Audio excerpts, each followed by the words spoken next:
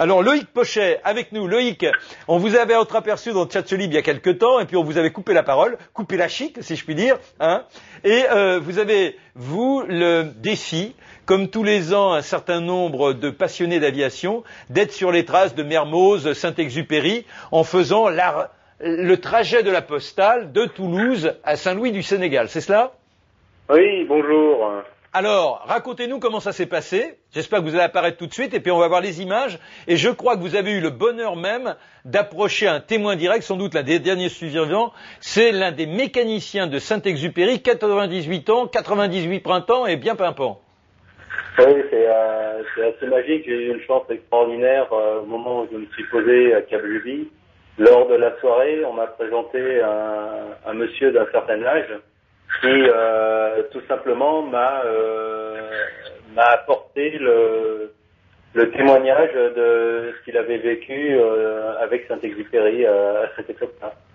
Et c'est vraiment extraordinaire, quoi. Et alors, quand il parle de Saint-Exupéry, est-ce que vous avez l'impression que ses yeux sont en feu, portés par une sorte de foi intérieure, et qu'il a envie de revivre ces personnages de légende?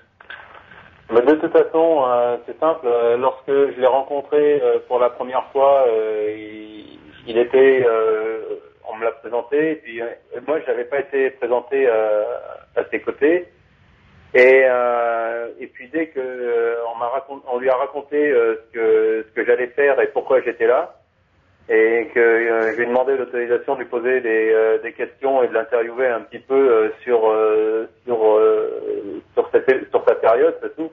D'un seul coup, il y a ses yeux qui sont mis de nouveau à briller et il y a une foule de détails lui est revenu à l'esprit et c'était vraiment extraordinaire, quoi. Est-ce que ça vous a mis d'autant plus hors du temps? C'est-à-dire que là, sur les traces de ces héros de la postale, dès lors qu'on a le témoin qui vient porter en quelque sorte ce témoignage, comme s'il l'inoculait dans votre sang, est-ce que plus que jamais vous êtes senti des leurs?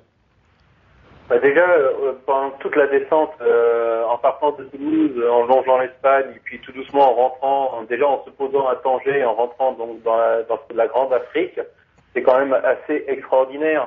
Et tout doucement, tous les jours, on avançait sur ce, pour moi, qui était une étape vraiment la plus mythique de tout le parcours, c'était celle de Cap-Juby. C'est là où vous voyez décoller en ce moment et tout, c'est sur la piste de Cap-Juby. Et c'est là où Saint-Exupéry a écrit entre autres Terre des Hommes. Ouais.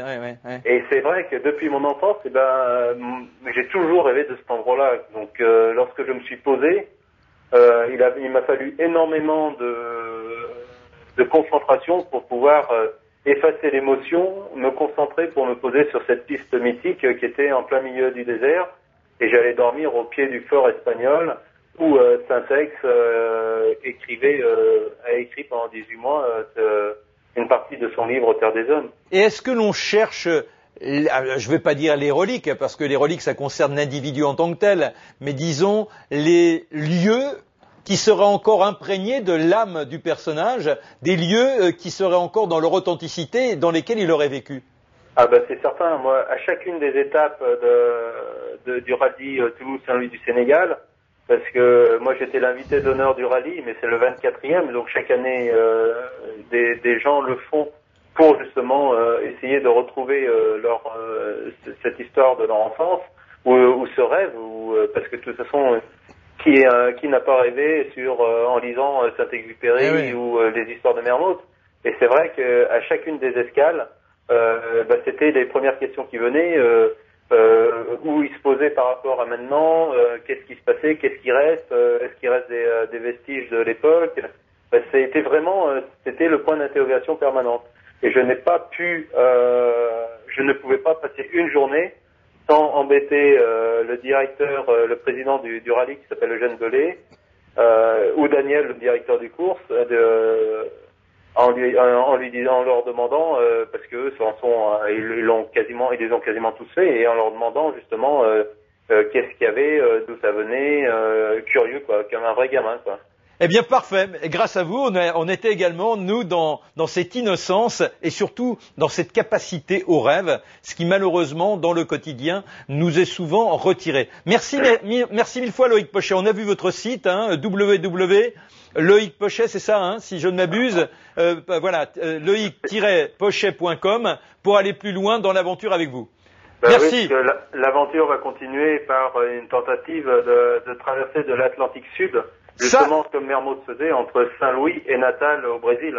23 heures de vol. Je vous convoque, Je vous convoque, on veut la narration sur Tchatchelib, d'accord? Bon, écoutez, on se dit à bientôt. On se dit à très bientôt. Merci Loïc. Au revoir. Ah non, on va pas rater des occasions comme celle-là.